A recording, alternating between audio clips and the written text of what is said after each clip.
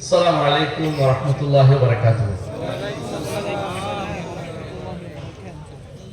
ইন্নাল হামদালিল্লাহ নাহমাদুহু ওয়া নাস্তাঈনুহু ওয়া নাস্তাগফিরুহু ওয়া নাউযু বিল্লাহি মিন শুরুরি আনফুসিনা ওয়া মিন সাইয়্যাতি আ'মালিনা। মান ইয়াহদিহিল্লাহু ফালা মুদিল্লা লাহু ওয়া মান ইউদ্লিল ফালা হাদিয়া লাহু। ওয়া আশহাদু আন লা ইলাহা ইল্লাল্লাহু ওয়াহদাহু লা শারীকা লাহু ওয়া আশহাদু আন্না মুহাম্মাদান আবদুহু ওয়া রাসূলুহু। আম্মা বা'দ। আলহামদুলিল্লাহ, আল্লাহ তাআলা শেখ আকরামুজ্জামান বিন আব্দুস সালামের বাগানে আজকে অনেকবারের মতোই আবার আসছি। বহু বছরের বন্ধুত্ব আছে, ডাক দিলে আসি। সুযোগ মনে করি যে আল্লাহ তাআলা প্রিয় ভাইদের সাথে একত্রিত করবেন। যাদের সাথে অন্তরের মিল রয়েছে তাদের সাথে একত্রিত হতে ভালোই লাগে। আলহামদুলিল্লাহ আলহামদুলিল্লাহ। আজকে যে বিষয়টি আমাকে আলোচনা করতে বলা হয়েছে, বিষয়টি সম্পর্কে আপনারা ভালোই জানেন। আমি শুধু কিছু স্মরণ করিয়ে দেব। আল্লাহ তাআলা বলেছেন, ওয়াযাক্কির ফাইন্না যিকরা তানফাউল মুমিনিন। স্মরণ করিয়ে দাও, স্মরণ করে দিলে ঈমানদারদের তা কাজে লাগে। বিষয়টি হচ্ছে, মুসলিমদের বিজয়ের পূর্ব শর্ত হচ্ছে ঐক্য। এর কি মানদণ্ড হতে পারে এবং সুস্পষ্ট রূপরেখা কি হতে পারে? প্রিয় ভাইরা, ঐক্য যে আমাদের দরকার এই ব্যাপারে সন্দেহ থাকা উচিত না। কোরআন এবং সুন্নাহ আমাদেরকে ঐক্য থাকতে বলেছে। ঐক্য থাকার অর্থ কি সেটা আমি ব্যাখ্যা করবো ইনশাআল্লাহ, এবং ঐক্য না থাকলে কি পরিণত সেটা ব্যাখ্যা করবো, কিভাবে ঐক্য থাকা যায় বিষয়টা নিয়ে আলোচনা করবো ইনশাআল্লাহ। প্রথমে আমরা শুনি আল্লাহর নির্দেশ। আল্লাহ তাআলা বলছেন, ইয়া আইয়ুহাল্লাযীনা আমানুত্তাকুল্লাহ হাক্কা তুকাতিহি ওয়া লা তামুতুন্না ইল্লা ওয়া আনতুম মুসলিমুন। আপনারা প্রায় খুতবাতে এটা শুনে থাকেন এই আয়াতটি। হে ঈমানদারগণ, আল্লাহকে যথাযথ তাকওয়া অবলম্বন করো আল্লাহ, আর মুসলিম না হয়ে মারা যেও না। অর্থাৎ কেউ যদি কোনো মুসলিম হয়ে মারা যায় তার ভবিষ্যৎ ভালো, আর মুসলিম হয়ে মারা না গেলে সেই ব্যক্তি কোনোদিন জান্নাত যেতে পারবে না। মুসলিম হচ্ছে ন্যূনতম পর্যায়, যা না থাকলে কারো সুপারিশও পাবে না, জান্নাত যেতে পারবে না। আপনারা জানেন যে মুসলিম হতে হলে তিনটা জিনিস লাগে। একটা হচ্ছে আল ইসতিসলাম লিল্লাহি তাওহীদ, তাওহীদ নিয়ে আল্লাহর কাছে আত্মসমর্পণ। আর দ্বিতীয় হচ্ছে আল ইনকিয়াদ লাহু বিত্তাআহ, আনুগত্য করা, আল্লাহর আনুগত্য করা। আর 3 নম্বর হচ্ছে আল বারাআতু মিনাশ শিরকি ওয়া আহলিহি, শিরক ও মুশরিকদের থেকে আলাদা হওয়া। শিরক ও মুশরিকদের থেকে আলাদা হয়ে যে ব্যক্তি তাদের নীতি অবলম্বন করবে না, সে মুসলিম বিবেচিত হবে। তাওহীদ থাকবে, ইত্তেবা থাকবে, আর কাফেরদের নীতি থেকে আলাদা হবে। এই 3 জিনিস যে ব্যক্তি প্রতিষ্ঠা করতে পেরেছে সে ব্যক্তি মুসলিম হয়েছে মাত্র। আর মুসলিম হওয়া আমাদের কাঙ্ক্ষিত মান নয়। আমাদের কাঙ্ক্ষিত মান হচ্ছে মুহসিন হওয়া, মুসলিম না। মুসলিমের উপর হচ্ছে মুমিন, মুমিনের উপর হচ্ছে মুহসিন।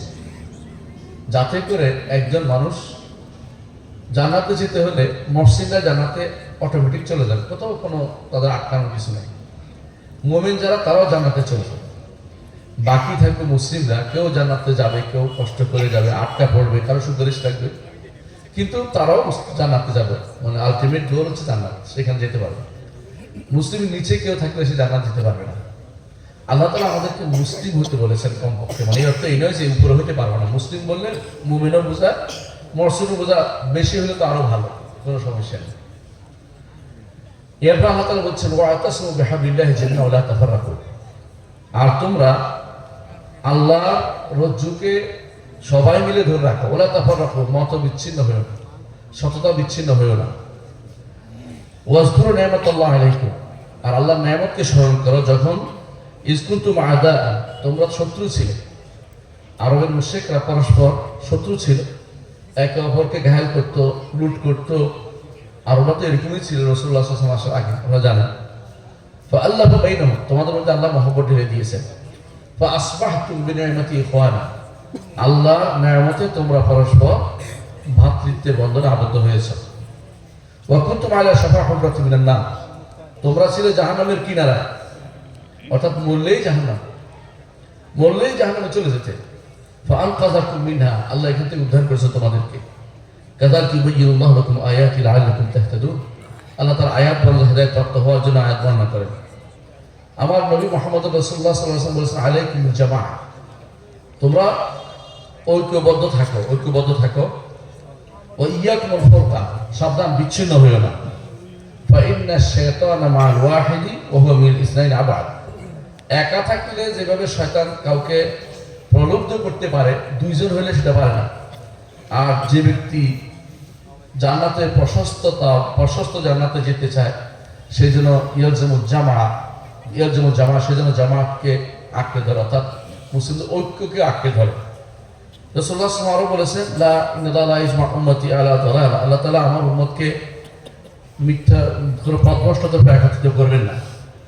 এবং ইয়াদুল্লাহ আলাল জামা, বা যারা ঐক্যবদ্ধ থাকবে তাদের উপর আল্লাহর হাত রয়েছে, ঠিকই আছে, কোনো অপব্যাখ্যা করবো না। ওমান সাদ্দা ফিন্নার, যে একাকী থাকবে ধীরে ধীরে জাহান্নামে যাবে। আরো বলেছেন, মান ফারাকাল জামাআতা, কেউ যদি কোনো ঐক্যবদ্ধতা ছেড়ে দেয়, ফামিতাতুহু জাহিলিয়া, মারা গেলে তার মৃত্যুটা জাহিলিয়াতের মৃত্যু হবে। তারপর রাসূল বলেছেন 5টি জিনিসের কথা আর একটা হাদিসে, আনা আমুরকুম বিখামসিন, আমি তোমাদেরকে 5টি জিনিস দিতেছি। ঈসা আলাইহিস সালাম বক্তব্য, আল্লাহ আমারনা বিহা, আল্লাহ আমাদেরকে বিহীন, আল্লাহ আমাদের নির্দেশ দিয়েছেন, আসসামু ওয়াত তাআ, শোনা এবং আনুগত্য করা, ওয়াল জিহাদ ওয়াল হিজরা ওয়াল জামাআ, জিহাদ, হিজরত এবং জামাআ মানে ঐক্যবদ্ধ থাকা। ফাইন্নাহু মান ফারাকাল জামাআতা কায়দা শিবরিন ফাকাদ খালা'a রিবকাতুল ইসলাম আন উনুকিহি ইল্লা ইয়ারজা, যে ব্যক্তি এক বিগত ইসলামের ঐক্যবদ্ধ মত থেকে আলাদা হয়ে যাবে, ইসলামের রশিকে গলা থেকে খুলে ফেলবে। হাবল বলছে এখানে হাবল রাসূলুল্লাহ সাল্লাল্লাহু আলাইহি ওয়াসাল্লাম রশি হিসেবে উদাহরণ দিয়েছেন। আরেকটি হাদিসে শাইখুল আলবানী বলেছেন, আল জামাআতু রাহমাতু ওয়াল ফুরকাতু আযাব, জামাত হচ্ছে রহমত আর বিচ্ছিন্নতা হচ্ছে আযাব। শাইখুল আলবানী সহিহ তারগিব হাদিসটিকে হাসান বলেছেন। আর বিচ্ছিন্নতা নিষিদ্ধ, বিচ্ছিন্নতা অবলম্বন করা যাবে না। আল্লাহ তাআলা বলেছেন, ওয়ালা তাকুনু কাল্লাযিনা তাফাররাকু, তাদের মতো হয় না যারা বিচ্ছিন্ন হয়েছে। ওয়াখতালাফু মিন বা'দি মা জাআহুল বায়িনাত, প্রমাণ আসার পরে তারা বিভিন্ন পথ অবলম্বন করেছে। ওয়া উলাইকা লাহুম আযাব আযীম, তাদের জন্য রয়েছে বড় শাস্তি। আরো বলেছে আল্লাহ তাআলা, ওয়ালা তাকুনু মিনাল মুশরিকিন, মুশরিকদের অন্তর্ভুক্ত হইও না। মিনাল্লাযিনা ফাররাকু দীনাহুম, দ্বীনকে তারা ভাগ বটোয়ারা করে ফেলেছে। ওয়াকানু শিয়া'আন, এবং দলে দলে বিভক্ত হয়েছে। কুল্লু হিজবিন বিমা লাদাইহিম ফারহুন, যা তাদের কাছে আছে তা নিয়ে তারা খুশি। আর আল্লাহ আরো বলেছেন, ইন্নাল্লাযিনা ফাররাকু দীনাহুম ওয়া কানু শিয়া'আন লাস্তা মিনহুম বিশাই, যারা দ্বীনকে ভাগ বটোয়ারা করে ফেলেছে এবং নিজেরা দলে দলে বিভক্ত হয়েছে, আপনি তাদের মধ্যে নাই। ইন্নামা আমরুহু ইলাল্লাহ, তাদের ব্যাপারটি আল্লাহর হাতে ছেড়ে দেন। সুমাইনাকুমা কাযিনা ফারুক, তারা কি করছে আল্লাহ সেটা তাদেরকে সংবাদ দিবেন, শাস্তি সেটাও বুঝতে পারবেন হাসরের দিন। আল্লাহ তাআলা আরো বলেছেন, শারা আলাকুম মিনাদ দীনি মা ওয়াসা বিহি নূহান, শরীয়ত হিসেবে দিয়েছেন যা তিনি নূহকে দিয়েছেন, আমাদের জন্য তা দিয়েছেন। ওয়াল্লাযী আওহাইনা ইলাইকা, নবীর কাছে যা ওহী প্রেরণ করেছেন। ওয়া মা ওয়াসানা ইব্রাহিম মুসা ওয়া ঈসা, ইব্রাহিম মুসা ওয়া ঈসা, তো 5 জন উল আযম মিনার রাসূলকে আল্লাহ তাআলা যে নির্দেশ দিয়েছেন আমাদের একই নির্দেশ, সেটা কি? আন আকিমুদ্দিন ওয়া লা তাতাফাররাকু, দ্বীনকে প্রতিষ্ঠিত করো, বিচ্ছিন্ন হয়ো না। রাসূলুল্লাহ সাল্লাল্লাহু আলাইহি ওয়াসাল্লাম বলেছেন, আমার উম্মত 73 ভাগে বিভক্ত হবে। বনী ইসরাঈল 72 ভাগে বিভক্ত হয়েছে। রাসূলুল্লাহ সাল্লাল্লাহু আলাইহি ওয়াসাল্লাম আরেক বর্ণনায় আসছে, এই বর্ণনাতে শেষে আসছে, সবাই জাহান্নামে যাবে শুধু একটি ছাড়া। এই একটি কারা? মা আনা আলাইহি ওয়া আসহাবি, যার আমি আছি এবং আমার সাহাবীরা আছেন। তাহলে আমি ঐক্যের সূত্র বোঝার জন্য শুধু হাদিসগুলি বলছি। এরপর রাসূলুল্লাহ সাল্লাল্লাহু আলাইহি ওয়াসাল্লাম আরেক কোরআনে কারিমে আল্লাহ তাআলা বলছেন, ওমা তাফাররাকু ইল্লা মিন বা'দি মা জাআহুম বাগিয়ান বাইনহুম, মতবিচ্ছিন্ন হয় কখন? জ্ঞান আসার পরে। জ্ঞান নাই কারণ বলবো না। আজকে আপনারা যাকে সাদা সম্ভাষণ জানিয়েছেন, ওনার চেয়ে বড় আলেম কিন্তু আছে। দেওবন্দ পড়ে আসছে, হাটহাজারী পড়ে আসছে, অথবা পাকিস্তানে বড় বড় মার্কাজে পড়ে আসছে, ওরা তো আলেম, অস্বীকার করতে পারবো না, ওরা আলেম, বড় আলেম এক একজন। কিন্তু আল্লাহ বলতেন যে আলেম আসার পরেও বিচ্ছিন্নতা লিপ্ত হয় তারা। বাগিয়ান বাইনহুম, সীমা লঙ্ঘন, কেউ মানার ক্ষেত্রে সীমা লঙ্ঘন, কেউ অপব্যাখ্যার ক্ষেত্রে সীমা লঙ্ঘন, কেউ শোনার ক্ষেত্রে সীমা লঙ্ঘন, কেউ ওস্তাদকে উপরে উঠাবে, মাদ্রাসাকে উপরে উঠাবে, কোরআন সুন্নাহকে উপরে উঠানো তাদের মধ্যে তেমন টেন্ডেন্সি পাওয়া যায় না। এই হচ্ছে সমস্যাটা। সমস্যাটা সবার কাছে আলেম নাই তা আমরা বলি না, তারা আলেমী দিন, কিন্তু তারা সে আলেমটা তাকে অনেক সময় হকের পথে নিয়ে যায় না। একটু আগে শেখ আকরামুজ্জামান বিন আব্দুল সালাম যে কথাটি বলেছেন এটা পরীক্ষিত সত্য। সেটা হচ্ছে একজন মানুষ যদি কায় মনোবাক্যে আল্লাহর কাছে হেদায়েত চায়, আল্লাহ তাকে হেদায়েত দেন। রাসূলুল্লাহ সাল্লাল্লাহু আলাইহি ওয়াসাল্লাম যখন তাহাজ্জুদের জন্য দাঁড়াতেন, আল্লাহু আকবার বলে তিনি যে দোয়াটা পড়তেন সেটা কি? আল্লাহুম্মা রাব্বা জিবরিল ওয়া মিকাইল ইসরাফিল। আল্লাহ আপনি হচ্ছেন জিবরিলের রব, মিকাইল ও ইসরাফিলের রব, সব কিছু রব। শেষে বলেছেন ইহদিনি লিমা ইখতালাফু মিনাল হাক্কি বিইযনিকা ইন্নাকা তাহদি মান তাশাউ ইলা সিরাতিন মুস্তাকিম। তারা যে বিষয়ে মতভেদ করেছে আমাকে সঠিক পথটি দেখা।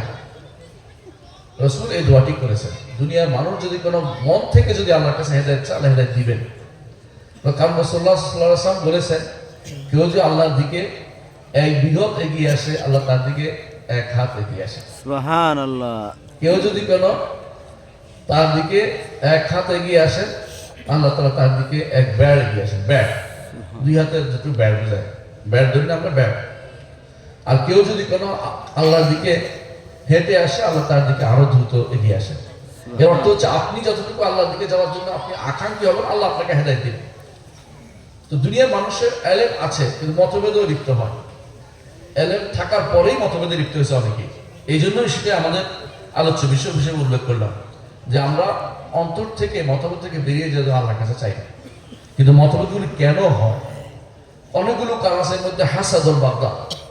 রাসূলুল্লাহ সাল্লাল্লাহু আলাইহি ওয়াসাল্লাম বলেছেন দাব্বা ইলাইকুম দাউকুম, পূর্ববর্তী জাতিদের যে রোগ এটা তোমাদের মধ্যে ঢুকে গেছে।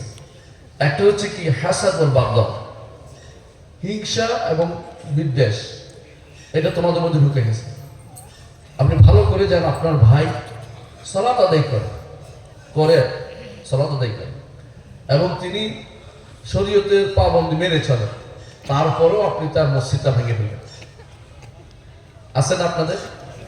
কি জন্য হয়েছে? হিংসা বিদ্বেষ আর কিছুই না। জিজ্ঞাসা করে তাদের কাফের মুখস্থ বলতে পারে কাফের, কিন্তু কাফের কেন হচ্ছে বলতে পারবে না। বুঝলেন না? বলে দিবে কাফের কাফের কাফের কাফের অমুক কাফের। তো কেন কাফের হইল? দেখুন যে যেটা দিয়ে তাদের কাফের বানাচ্ছে ওইটা ইমানের একটা বড় জিনিস। এটা দিয়ে তারা কাফের বানিয়ে দিচ্ছে। এটা হচ্ছে হাসাদ ওয়াল বাগদা, যে এরা দিন দিন বেড়ে যাচ্ছে, এর লোক বেড়ে যাচ্ছে, ভবিষ্যতে আমাদের খোরাকি বন্ধ হয়ে যাবে। এই চিন্তায় বেশিরভাগ মানুষ হিংসা বিদ্বেষ করে সহিহ আকীদা ও মানহাজ গ্রহণ করে না। আহলে হাদিসদের ঘৃণা করে কোনো কারণ নাই। বলি কেন এটাই আপনি ভালো করে দেখবেন সব জায়গাতে হিংসা বিদ্বেষ যেন তাদের একটা অভ্যাসে পরিণত হয়েছে। মূলত এই যে জায়গাতে মতভেদটা হইল, বিচ্ছিন্নতা হইল, এর মূল কারণ কিন্তু সাধারণ পরিবর্তন, ভিন্নতা নয়, এর অন্তরের ভিন্নতা, অন্তরের ভিন্নতা, বিশ্বাসের ভিন্নতা। বিশ্বাসের ভিন্নতা যখন আসে তখনই মানুষের ভিতরে বড় ধরনের মতভেদ চলে আসে। এটার নাম হচ্ছে আকীদার ভিন্নতা। আকীদার ভিন্ন থাকলে আপনি তার সাথে মৌখিক ঐক্য করলেও কিছুক্ষণ থাকবে, কিছুক্ষণ পর থাকবে না। হয়তো করবেন লোক দেখানোর জন্য একটা ঐক্য হইতে পারে। ঐক্যের অনেকগুলো সূত্র তো আমরা দেখেছি না? ঐক্যের অনেক সূত্রের মধ্যে একটা হচ্ছে কিছুদিন না, যখন এদেশে কিছুদিন এমন লোকে আহ্বান জানাইছে যে সারা বাংলাদেশে পতাকা উড়ানো দিয়ে ঐক্য করে হচ্ছে, বুঝছে না? পতাকা উড়াইছে না? আবার কিছুদিন দেখছেন যে মোমবাতি জ্বালাই ঐক্য করছে, সবাই মোমবাতি জ্বালায়। হ্যাঁ, কিছুদিন দেখলাম যে আবার মার্চ পর গাঁজা করে ঐক্য করছে, মার্চ পর গাঁজা করে ঐক্য করছে। এবং সেখানে যত বেদাতি, যত খারাপ লোক সব একসাথে হয়ে গেছে। যারা আপনারা স্পষ্ট কাফের বলে সেও আপনার সাথে একসাথে আছে, সেও একসাথে আছে। এইটাও ঐক্যের একটা সূত্র মনে করতেছেন আপনি। মানে আশ্চর্য জিনিস, আপনি বুঝতেই পারছেন না যে আপনাকে বিক্রি করা হচ্ছে, আপনি বিক্রি হয়ে গেছেন। আপনি বুঝেন না যে আপনি কোথায় বিক্রি হয়েছেন। খুব সস্তা দামে বিক্রি হয়েছেন আপনি। সেটা কি? আপনাকে এরকম মঞ্চে কথা বলতে দেওয়া হয়েছে, এতে আপনি বিক্রি হয়ে গেছেন। আপনার তো বিক্রি হওয়ার কথা ছিল না, আপনার তো মাবদা ছিল একটা, আপনার নীতি ছিল একটা। রাসূলুল্লাহ সাল্লাল্লাহু আলাইহি ওয়াসাল্লামকে রাষ্ট্র পরিচালনা করতে দেয়া হবে বলেছিল মক্কাতে, রাজা হবেন, সম্পদশালী বানিয়ে দেয়া হবে, সুন্দর স্ত্রীর ব্যবস্থা করে দেয়া হবে। কিন্তু আমার নবী তাদের সাথে ঐক্য করেন নাই। কুল ইয়া আইয়ুহাল কাফিরুন লা আ'বুদু মা তা'বুদুন ওয়ালা আনতুম আ'বুদুনা মা আ'বুদু ওয়ালা আনা আ'বুদু মা আ'বাদতুম ওয়ালা আনতুম আ'বুদুনা মা আ'বুদু লাকুম দীনুকুম ওয়ালিয়া দীন। যেই দিন আকীদাগত পৃথক করে দিয়েছে, আকীদাগত ফিরে আসা পর্যন্ত এখানে ঐক্যের সুযোগটা নাই। এই অন্তরের ভিন্নতা হচ্ছে বড় ভিন্নতা। মানুষের ভিতরে একই পরিবারে 10 জন ছেলে মেয়ে থাকে, সবার চরিত্র একরকম কোনো ব্যক্তি বলতে পারবে না, কিন্তু আবার ঘরেই থাকতে পারে। তার মা তাদেরকে সবাইকে সামাল দিতে পারে, কারোর জন্য মাছ রাঁধে, কারোর জন্য তরকারি রাঁধে, কারোর জন্য গোশত রাঁধে, ভিন্ন ভিন্ন ভাবে খাওয়াইতে পারে। কিন্তু যে একই পরিবারে যদি কোনো এক একজন এক এক আইডিওলজি হয়, সেখানে কোনোদিন একসাথে থাকা যায় না।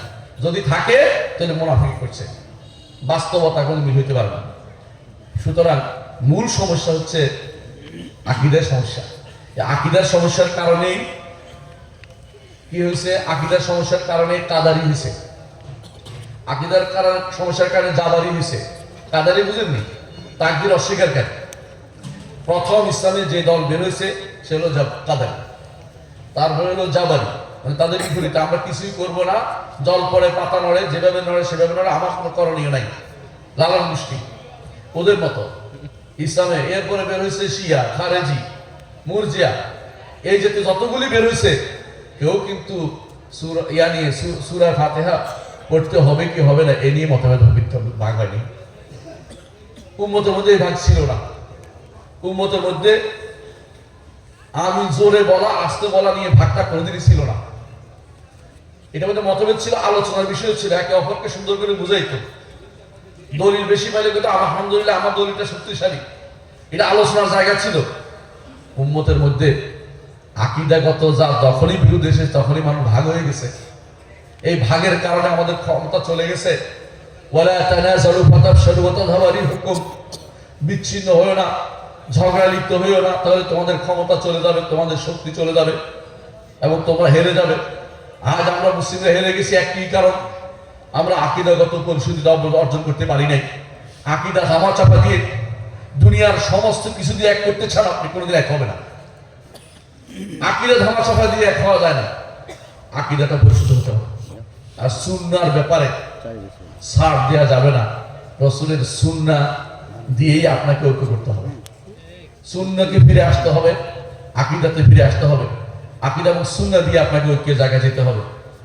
সুতরাং আগে যেভাবে মতভেদ হয়েছিল, যেই কারণে মতভেদগুলো হয়েছিল ভিন্ন ভিন্ন ভাগ, 72 ফেরকা যে কারণে হয়েছে, সে কোনো একটা কারণ আপনি খুঁজে পাবেন না যে এরা 72 ফেরকার মধ্যে কেউ আমি জোরে বলছে না আস্তে বলছে নিয়ে ভাগ হয়ে গেছে, তা কিন্তু হয়নি। মাকালাতুল ফেরাক যারা লিখছে, মাকালাতুল ইসলামী লিখছে ইমাম আবুল হাসান আশআরী, তিনি লিখছে সবচেয়ে সুন্দর বই হচ্ছে মাকালাতুল ইসলামী ফেরাকের মধ্যে। ওনার মতো ইনসাফকারী আর কেউ লেখেনি। প্রত্যেকে তার দলকে আহলুস সুন্নাত বলেছে, কিন্তু মাকালাতুল ইসলামীর মধ্যে তিনি প্রত্যেকের কথা তুলে ধরেছেন, আহলুল হাদিসদের কথাও তুলে ধরেছেন, সঠিক তথ্যটা তুলে ধরেছেন তিনি সেখানে। এজন্য ইবনে তাইমিয়া রাহমাতুল্লাহ আলাইহি বলতেন যে সবচেয়ে সুন্দর মাকালার মধ্যে সবচেয়ে সুন্দর বই লিখেছে ইমাম আবুল হাসান আশআরী রাহমাতুল্লাহ আলাইহি। কারণ কেউ ইনসাফ করে না, তিনি ইনসাফ করেছিলেন কথা বলে। যদিও তিনি এই গ্রন্থটা লিখেছেন ফিরে আসার পরে, যখন তিনি কুল্লাবিয়া মত থেকে ফিরে এসে নিজের সুন্নাহর পথে চলেছেন, আবু বকর আস-সাজি রাহমাতুল্লাহ আলাইহির পথে চলেছেন। বারবাহারির সাথে তার সাক্ষাৎ হয়েছে। বারবাহারি তাকে বললেন যে তুমি হাদিস শিখো নাই, তো কিছু শিখতে পারো নাই। তখন তিনি হাদিস শিখতে বসে গেলেন। তারপর তিনি এই গ্রন্থটি লিখলেন। হাদিস শিখার পরে সহিহ আকীদা আসতে পেরেছে। এই জন্য হাদিস যে ব্যক্তি শিখবে না, সহিহ আকীদার ধারের কাছে যেতে পারবে না। 30 বছর 40 বছর কেউ কেউ হাদিস পড়ায়, গর্ব করে 30 বছর হাদিস পড়াচ্ছে বোখারি 30 বছর পড়ার পরেও আল্লাহ তাআলা কোথায় আছে সেটা তার মাথায় আসে না। ঠিক, বোখারি 30 বছর পড়া ইমাম বুখারী মানহাজ জানে না। ইমাম বুখারী কিতাবুত তাওহীদ যদি কোনো কেউ একটা পরিচ্ছন্ন মন নিয়ে পড়ুক, আমি কিছু বলবো না। ইমাম বুখারী কি চায়, এত ভালোবাসেন আপনি ইমাম বুখারীকে, 30 বছর ধরে পড়াচ্ছেন, চাকরি নয় কেন বুখারী উস্তাদ হিসেবে প্রতিষ্ঠিত হতে চান। ইমাম বুখারী যে আকীদায় বিশ্বাস রাখতো, যে বিশ্বাস লালন করতো তার সাথে একাত্মতা পোষণ করেন, অপব্যাখ্যাটা করেন না। অমুকে কি বলেছে, তমুকে কি বলেছে, তা দিয়ে আপনি আল্লাহর কাছে নাজাত পাবেন না। আপনাকে কোরআন এবং সুন্নাহর অনুসরণ করে শুধুমাত্র নাজাতের ব্যবস্থা করতে হবে। এ ছিল আগেকার মতভেদ। এখনকার মতভেদ আরো ভয়াবহ। আকীদার মতভেদের পরে এখন বাড়ছে। কি বাড়ছে? সেটা হচ্ছে এখন বেদাতের দিকে, বেদাত কাফেরদের মতবাদের দিকে ডাকার অতিরিক্ত জিনিসও বাড়ছে। কথা বুঝছেন কিনা? আপনি যদি আগেকার কোনো মানুষকে সরাসরি কাফেরদের মতবাদ দিকে ডাকতেন, সরাসরি আপনাকে মুরতাদ ঘোষণা করতো, সরাসরি আপনাকে কাফের করতো, আপনার জিন্দিক বলতো।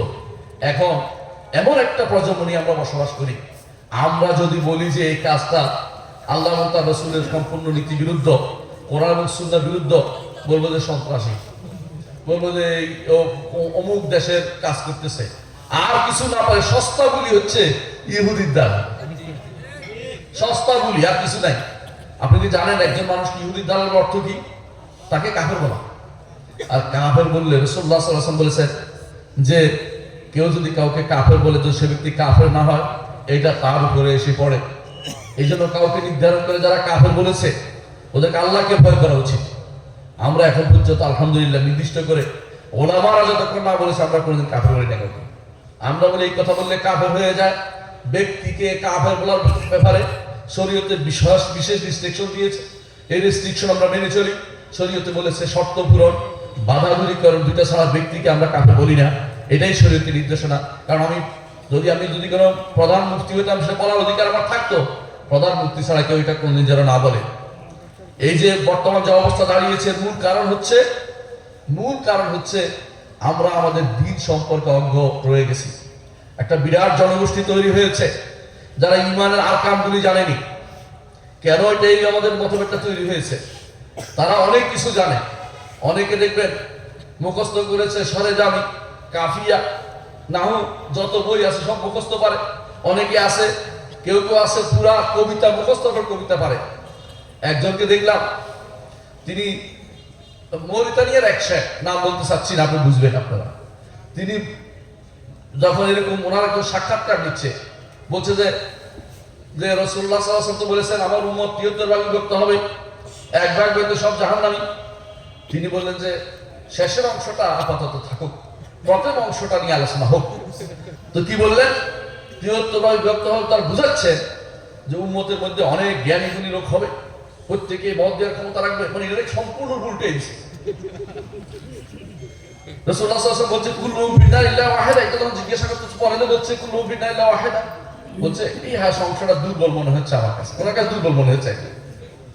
এইরকম যদি কোনো আপনি এখন অপব্যাখ্যা ডালি খুলে দেন, কোরআন হাদিস কিছুই রাখতে পারবেন না। অপব্যাখ্যা যারা চালু করেছে এরাই আমাদের উম্মতের বিভক্তি শুরু করেছে। সাহাবায়ে কেরামদের কোনো অপব্যাখ্যা ছিল না, যে যা জানতেন তা বলতেন, যা জানতেন না বলতেন। রাসূলুল্লাহ সাল্লাল্লাহু আলাইহি ওয়াসাল্লাম জীবদ্দশায় বলতেন আল্লাহ ওয়া রাসূলুহু আ'লাম।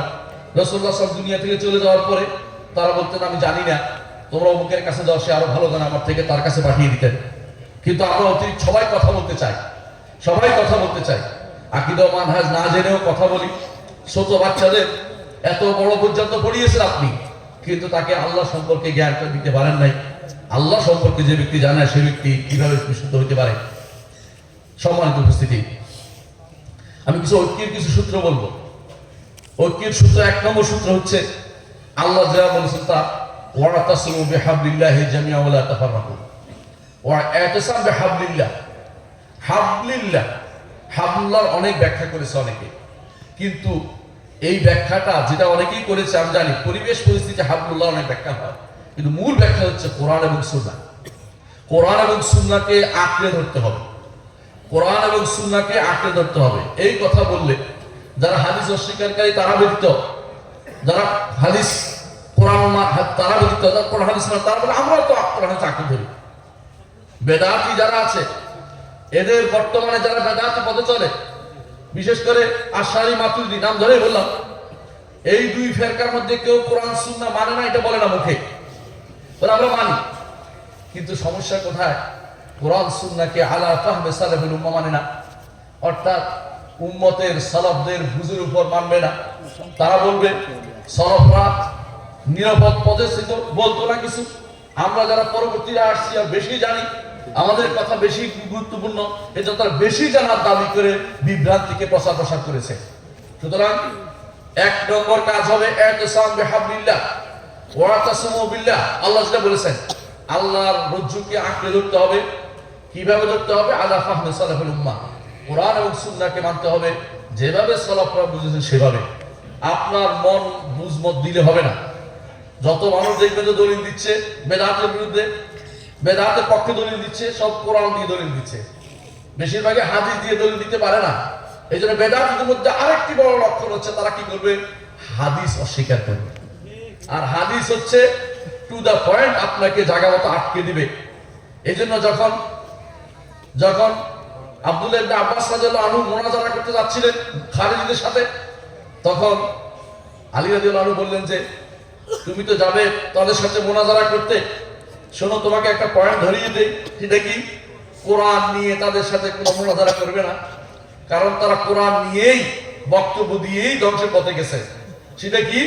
ইনিল হুকমু ইল্লা লিল্লাহ, বিচার তো আল্লাহই করবে, এই বিচার কেন অমুককে বানিয়েছে, সুতরাং সে ব্যক্তি কাফের। ওরা কোরআন দিয়ে অপব্যাখ্যা করেছে। আব্দুল্লাহ ইবনে আব্বাস বললেন আপনার আর বলার দরকার না, বুঝে গেছে কি করতে হবে। আমি রাসূলুল্লাহ সাল্লাল্লাহু আলাইহি ওয়াসাল্লামের সুন্নাহ এবং সিরাত নিয়ে শুধুমাত্র তাদের সাথে আমি মুনাজারা করব। তারপর তিনি তাদের কাছে গেলেন, যাই বললেন যে তোমাদের বড় সমস্যা কোথায়? বলে যে তিনি কেন আলীর জন্য কেন মাঝখানে সালিশ মারলেন? হুকুম তো আল্লাহ বিচার করবে। রাসূল তখন তিনি আব্দুল্লাহ ইবনে আব্বাস বললেন, আচ্ছা রাসূলুল্লাহ সাল্লাল্লাহু আলাইহি ওয়াসাল্লাম হুদায়বিয়ার সন্ধি থেকে সালিশ মানেন নাই? অনেকে তখন আকাশ থেকে পড়ছে, এটা তাদের মাথায় আসেনি। তখন সঙ্গে সঙ্গে একটা গোষ্ঠী ফিরে এসেছে। এইভাবে তিনি প্রত্যেকটা পয়েন্টে পয়েন্টে তাদের উত্তর দিলেন। রাসূলুল্লাহ সাল্লাল্লাহু আলাইহি ওয়াসাল্লাম হাদিস দিয়ে, সুন্নাহ দিয়ে, সিরাত দিয়ে সবাই ফিরে আসতে বাধ্য হলো। এইভাবে এই জন্য বেদাতীরা যখন দেখে যে সুন্নাহ থাকলে তাদের সমস্যা, তখন কেউ বলে সুন্নাহ মুতাওয়াতির হতে হবে, কেউ বলে সুন্নাহ মাশহুর হতে হবে, কেউ বলে সুন্নাহ রাবি ফকি হতে হবে, কেউ বলে এটা, কেউ বলে এটা, বিভিন্ন রকমের শর্ত জুড়ে দিল একটা সুন্নাহ মানার ক্ষেত্রে। আশ্চর্য হবেন, ইমাম রাজি বলে আপনি যাকে মানেন, শেষ জীবনে তওবা করে ফিরে এসেছে আকীদার উপরে, সহিহ আকীদাতে ফিরে এসেছে, তার আহসাবুল্লাহ জান গ্রন্থে বিস্তারিত লিখেছেন তিনি কিন্তু সারাটা জীবন তিনি সুন্নাহর বিরুদ্ধে কাজ করেছেন। দুর্ভাগ্যবশত তিনি বলেছেন একটা হাদিস 10 কারণে মানা যাবে না, 10 কারণে একটা হাদিস মানা যাবে না, মানে হাদিস না মানার জন্য তার প্রচেষ্টার কোনো অভাব নেই। আমাদের সমাজেও একটা হাদিস পড়ে এরপর বলবে এই হাদিস ইয়ে হোগা, উর্দুতে তাকরীরের শেষ নাই। আমরা তো স্লোগানে উর্দুতে পড়েছিলাম, প্রথমে ফার্সি, তারপর উর্দু, তারপর আরবি, বাংলা পড়ার সুযোগ পাইনি, সেজন্য ভুল হয় মাঝে মধ্যে। তো দেখেছি এইটা না হয় এটা হবে, এটা না হয় এটা হবে, কেন? হাদিসটা যেন সঠিক পথে কেউ আমল করতে না পারে। একটা হাদিসের এই হাদিস তো আমাদের মাযহাবের বিরুদ্ধে গেছে না, আমাদের মাযহাবের বিরুদ্ধে যত হাদিস আছে সবগুলি ইম্মা মুআওয়াল, হয় তাওয়িল করা, না হয় মানসুখ, দুটো একটা করতে হবে। এটা কোন নীতি? সলফেসার নীতি এটা? সলফেসার একটা হাদিসের পাইলে তারা স্বর্ণ মনে করতেন, রাসূল হাদিস পেয়েছি খুশি হয়ে যেতেন। আব্দুল্লাহ ইবনে মাসউদ তিনি একটা মাসালার উত্তর দিলেন, একজন দাঁড়িয়ে বললেন যে বেরাবিত ওয়াশাতে মহিলার মাসালাতে রাসূলুল্লাহ সাল্লাল্লাহু আলাইহি ওয়াসাল্লাম এরকম একটা ঘোষণা, এরকম একটা ফয়সালা করেছিলেন। তিনি অত্যন্ত খুশি হয়ে গেলেন যে আল্লাহ তাআলা আমার বক্তব্য রাসূলুল্লাহ সাল্লাল্লাহু আলাইহি ওয়াসাল্লাম এর সাথে বিচারের সাথে মিলিয়ে দিলেন, আলহামদুলিল্লাহ খুশি হলেন। আর আপনি এখন কি করবেন? আখাযাতুল ইজ্জতি বিল ইসম, আমি ও বলেছি, আমি সারা দুনিয়ায় করেছি, আমার এত এত লক্ষ লক্ষ ছাত্র আছে, উনি এখন হকের পথে ফিরে আসতে পারবে না, কারণ আখাযাতুল ইজ্জতি বিল ইসম, তার গুনার কারণ তাকে অপমান, অহংকার বসাই দিছে, অহংকার উপর বসাই দিছে। সে এখন ইজ্জতের কারণে মনে করে আমি যদি কোনো ফিরে আসি আমার অপমান হয়ে যাবে। আরে না, আল্লাহ তাআলার দ্বীনের দিকে ফিরে আসা অপমান নয়, এটা মান সম্মানের কাজ। আজকে যারা আলেমরা ফিরে আসছে ধীরে ধীরে, অনেকে ফিরে আসছে, আমি অনেকে চিনি আলহামদুলিল্লাহ, অনেকে ভালো বুঝে, এবং অনেকে আমি এক জায়গায় গেছি মনে করছি এখানে বোধহয় মাইরে দিবে, দেখি যে আমার ভালোবাসার লোক আছে, তিনি বললেন আপনার বক্তব্য শুনি আমি ভালো লাগলো যাক, অথচ ওখানে আমার বক্তব্য শোনার মানুষ না। বুঝছি যে আল্লাহ তাআলা এর মাধ্যমে বোঝা গেল যে কিছু মানুষকে হেদায়েতের পথে নিয়ে যাচ্ছে। হক চিনার দরকার, হক মানা দরকার। কে বললো এটা বড় কথা না, হক যদি পান কোরআন এবং সুন্নাহর সাথে মিশে যায় সেখানে কোনো বাড়াবাড়ি করা যাবে না। এই জন্য প্রথম কাজ হচ্ছে ইতিসাম বিল কিতাব ওয়াস সুন্নাহ আলা ফাহমি সালাফিল উম্মাহ। দ্বিতীয় অংশ মাস্ট লাগবে, সলফে সালাফিল ফাহাম, বুঝতে আপনাকে দিতে হবে এই আয়াতের ব্যাখ্যা কি বলেছে, নতুন করে ব্যাখ্যা দাঁড় করাবেন না। কথা বলছেন কিনা? আন আকিমুদ্দিনা, দিন কায়েম করো, এর ব্যাখ্যা কত যে হয়েছে এক একজনে এক এক রকম। কেউ গাড়ি নিয়ে বের হয়, কেউ লাঠি নিয়ে বের হয়, কেউ রাস্তায় আটকিয়ে দেয়। এইগুলি কোনোটাই তো আকিমুদ্দিন অর্থ কেউ বলে নাই। একামতুস সালাত, আল্লাহ বলেছে আকিমুস সালাত। আকিমুস সালাত ব্যাখ্যা নিয়ে যত অপব্যাখ্যা শুরু হয়েছে। আমি একজনকে বললাম, যখন বললাম যে আচ্ছা ইবনে কাসিরটা নিয়ে আসো, ইবনে কাসির তো আর $1 পায় নাই, ইবনে কাসির আর মদিনা ইউনিভার্সিটি পড়ে নাই, তো ইবনে কাসিরটা নিয়ে পড়ে দেখো, পড়ে বলতেছে এখানে তো নাই। আমি তো তুমি বলতেছো কোথেকে, আমি তো পাইনি। এর মূল কারণ হচ্ছে সালাফুল উম্মাহ, উম্মতের সালাফরা যে কথা বলে না সেটা আপনি বলতে পারবেন না। এখানে ঐক্যের জায়গা অটোমেটিক চলে আসবে। আপনি দেখবেন সবাই একমত চলে আসবে, আমরা সালাফুল নীতি অনুসরণ করব। দ্বিতীয় নীতি হচ্ছে সাহাবায়ে কেরাম, রাসূলের পরে সাহাবায়ে কেরাম যেটা যেরকম করেছে সেরকম করতে হবে। আপনি সবসময় সাহাবায়ে কেরামকে সামনে রাখবেন যে আমাদের এই অবস্থা যখন হতো সাহাবায়ে কেরাম কি করেছেন, এই অবস্থায় সাহাবায়ে কেরাম কি করেছেন। এবং যারা সাহাবায়ে কেরামের সাথে মানহাজের বিরোধ হয় তাদের সাথে ঐক্য করার কোনো সুযোগ দিবেন না। কারণ আপনি আপনার মানহাজ ছাড়বেন, সে কিন্তু তার মানহাজ ছাড়ে নাই। আপনাকে টেনে নিয়ে যাচ্ছে মাসতর গাজাতে। মাসতর গাজা কোন সাহাবীর আমল ছিল? কোন সাহাবীর আমল ছিল মাসতর গাজা? আপনাকে টেনে নিয়ে যাচ্ছে, আপনাকে একবার চিন্তা করার সুযোগ হয় না এটা কোন সাহাবীর আমল, যে কোন কাজে আমি নিলাম, কেন এটা কেন নিচ্ছি? সাহাবীর আমলের বাইরে যারা আমল করবে তাদের আমলকে ফেলে দেন, কোনো দরকার নেই। আমাদের নবী আমাদের বলে দিয়েছেন, মা আনা আলাইহি ওয়া আসহাবি, আমি আছি যার উপর, আমার সাহাবী আছে তার উপর, সেটার উপর থাকতে হবে। দ্বিতীয় নীতি হচ্ছে অবশ্যই সাহাবায়ে কেরামের প্রতিষ্ঠিত নীতির উপর থাকতে হবে। একসাথে একমত হয়েছে, একমত হলে, একক মত হলে যদি অন্য কিছু কেউ বিরোধিতা না করে সেটাও আপনার জন্য হুজ্জত এবং প্রমাণ হিসেবে প্রতিষ্ঠিত থাকবে। আব্দুল ইবনে ওমর রাদিয়াল্লাহু আনহু যখন ইয়াজিদের বিরুদ্ধে মদিনাবাসীরা দাঁড়িয়েছে, আব্দুল ইবনে ওমর রাদিয়াল্লাহু আনহু সবাইকে সাবধান করে, সাবধানী কাজটা ভালো নয়, তোমাদের বিপদ আসতে পারে। সেই বিপদ এসে মদিনাবাসীদেরকে খান খান করে দিয়েছে। মদিনাবাসীদের মৃত্যু আমরা সহ্য করতে পারি না, আমরা বলি কেন সেটা করলো ইয়াজিদ। আমরা ইয়াজিদকে এর জন্য বিশ্বজয় দোষ দেই এবং তার উপরে আমরা কোনো রহমত দোয়া করি না। এই কারণ হচ্ছে সে মদিনাবাসীদের খারাপ ব্যবহার করেছে। কিন্তু এই কাজটা সূত্রপাত কারা করেছে? যারা অতিমাত্রা উৎসাহী হয়ে অতিমাত্রা সাহাবীর কথা শুনে নাই, এগিয়ে বেরিয়ে গেছে, তারাই তো কর্মটা চালু করে দিয়েছে। এটা বোঝার দরকার আছে, আলেমদের পথে থাকার দরকার আছে। তিন নম্বর কাজ হচ্ছে কোন দল এবং কোন গোষ্ঠীর ভিতরে ঢুকা যাবে না, কোন দলাদলের ভিতরে ঢুকা যাবে না। ইসলামের কোন দলাদলের স্থান কোনোদিনই ছিল না, ইসলামের কোন দলাদলের স্থান কোনোদিনই ছিল না। আলীর একটা দল, তারপরে মুআবিয়ার আরেকটা দল ছিল না।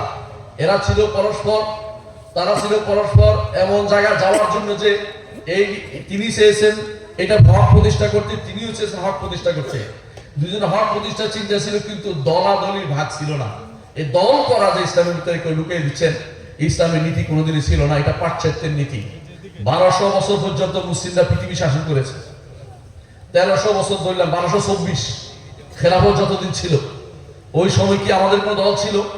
এই দলীয় ব্যানার থেকে বেরিয়ে আসতে হবে। অমুক দল তমুক দল নয়, কোরআন এবং সুন্নাহর পথ হচ্ছে আমাদের পথ। এই পথে আমাদের চলতে হবে। দলীয় কোনো ব্যানারে একসাথ হওয়া যাবে না, আরো বাড়বে। ইসলামের সাথে আকরাম ভাই যেটা বলে মাঝে মধ্যে, ইসলামের সাথে আগে পিছিয়ে লাগাইলে আরো সমস্যা বাড়ে। ইসলামের সাথে অমুক ইসলাম তমুক ইসলাম না লাগে, ইসলামকে নিয়ে এগিয়ে যাই। আল্লাহ আমাদের জন্য ইসলামকে দিয়েছেন। আমরা সকালবেলা বলি রাদিতু লাকুম, আল্লাহ কোরআনে বলেছেন রাদিতু লাকুমুল ইসলাম দীনা, তোমাদের জন্য ইসলামকে আমি সন্তুষ্ট চিত্তে আল্লাহ মেনে নিয়েছেন। বলি আমরা সকালে বিকালে বলি রাদিতু বিল্লাহি রাব্বান ওয়াল ইসলামি দীনা ওয়া বি মুহাম্মাদিন নাবিয়্যান। সুতরাং এর সাথে কিছু যুক্ত না করে ইসলাম নিয়ে এগিয়ে যাই, ইসলামের দাবিটা নিয়ে এগিয়ে যাই। ইসলাম কি চাইতে বুঝে নেই, সেটাকে নিয়ে আমরা এগিয়ে যেতে থাকি। 4 নম্বর হচ্ছে বিশুদ্ধ আকীদার ব্যাপারে কোন রকমের ছাড় দেওয়া যাবে না। বিশুদ্ধ আকীদা বিশুদ্ধ করার দাওয়াত নিয়ে এগিয়ে যায়। 4 নম্বর যে কাজটা করবেন, আকীদা বিশুদ্ধ দাওয়াত দিবেন। আপনি নিজের পরিবারে দিবেন, প্রত্যেকে তার অধীনস্থ লোকদের দিবেন, যে যেখানে আছে সেখানে দাওয়াতটা দিবেন যে আমি আকীদা বিশুদ্ধ করবো, তাহলে ওয়াহদাতুল ফিকির হবে, চিন্তাধারা একরকম হবে, কেউ বাইরে যাবে না। সাহাবায়ে কেরামের চিন্তাধারা একরকম ছিল, কারণ তারা আকীদার মধ্যে সাহাবায়ে কেরাম কোনো মতভেদ করে নাই। সাহাবায়ে কেরাম কোনো আকীদাতে মতভেদ এখন পর্যন্ত দেখাতে পারে নাই। ইবনে তাইমিয়া রাহমাতুল্লাহ আলাইহি তার কিতাব ফাতাওয়াল হামাবিয়াল কুবরার মধ্যে বলেছেন যে সাহাবায়ে কেরাম বহু মাসআলাতে মতভেদ করেছে, কিন্তু আকীদাতে কোনো মতভেদ করে নাই। এটা আকীদার মাসআলাতে ঐক্যের জায়গাটা হচ্ছে আকীদা, সেখানে অবশ্যই আপনাদেরকে এই দাওয়াত দিয়ে যেতে হবে, আকীদার দাওয়াতটা দিতে হবে। 5 নম্বর হচ্ছে মৌলিক ইবাদতের মাসআলাতে ঐক্য করতে হবে। মৌলিক ইবাদতের মাসআলা কি? সালাত, যাকাত, সাওম, হজ, এগুলিতে আমাদের একরকম হতে হবে, এগুলিতে ভিন্ন মত গ্রহণযোগ্য হবে না। এই জন্য যারা ভিন্ন মত পোষণ করে, যেমন শিয়ারা, তাদের সাথে আমাদের ঐক্য করার কোনো প্রশ্নই আসে না। কি পোষণ করে? তারা কি করে? ওযু করে, পা ধোয় না। যখন আযান দেয় তখন একটা নতুন করে বানাইছে হাইয়া আলা খাইল আমল, আর যখন একামত দেয়, আর সেজন্য মুহাম্মদ রাসূলুল্লাহ আলী ওলিউল্লাহ বানাইছে, যখন সালাত আদায় করে 3 ওয়াক্ত পড়ে। এগুলো ইবাদতের কথা বললাম, আকীদার কথা বললে আপনি আশ্চর্য হবেন যে তারা 14 রকমের কুফরি করে, 14 রকমের কুফরি করে। এর অর্থ তাদের সাথে আপনি ঐক্য চিন্তা করেন, আপনি আসলে উম্মতে মুসলিমার আসল জায়গা কোথায় ব্যথাটা বুঝতে পারেন নাই, ব্যথা ওষুধ না দিয়ে অন্য জায়গায় ওষুধ দিয়ে বেড়াচ্ছেন। ষষ্ঠ যে কাজটি করতে হবে তা হচ্ছে যে আখলাককে পূর্ণতা দেওয়ার জন্য মুহাম্মদ রাসূলুল্লাহ সাল্লাল্লাহু আলাইহি সাল্লামকে আল্লাহ তাআলা পাঠিয়েছেন এবং রাসূল বলেছেন ইন্নামা বুইসতু লিউতাম্মিমা মাকারিমাল আখলাক। সেই আখলাকের জায়গাটুকু আমাদেরকে অবশ্যই আমাদেরকে আখলাকের জায়গাটুকুতে আমাদের বেশি বেশি করতে হবে, অ্যাড্রেস করতে হবে। সেটা কিছুই না, 3টে জিনিসকে মনে রাখলে হবে। মানুষের সাথে যে আখলাক, সেটা হচ্ছে একটা হচ্ছে যে কাফুল আদা, কাউকে কষ্ট না দেয়া। আরেকটা হচ্ছে বাযলুন নাদা, যত পারে মানুষকে খরচ করেন। আর 3 নম্বর হচ্ছে বাশাশাতুল ওয়াজহ, মানুষের সাথে হাসি মুখে কথা বলা। এই 3টে জিনিসকে আপনি কাজে রাখুন, দেখবেন যে দাওয়াতের ক্ষেত্রে আপনার বিশাল কাজ দেবে।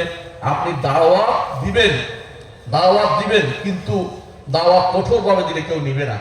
দাওয়াত দিবেন, হক কথাটাই নরম করে বলে দেন, হক কথাটাই যে এইটা ছাড়া যাবে না, সুন্দর করেই বলেন।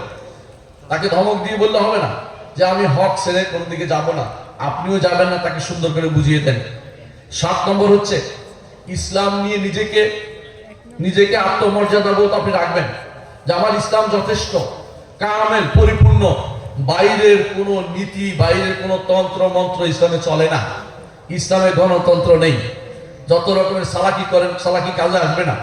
আজ থেকে 100 বছর পরে যখন ইসলাম ইনশাআল্লাহ আল্লাহ প্রতিষ্ঠা করবে, তখন যারা চালাকি করেছেন তাদের নিয়ে হাসাহাসি হয়ে যাবে। কথা বুঝেন কিনা?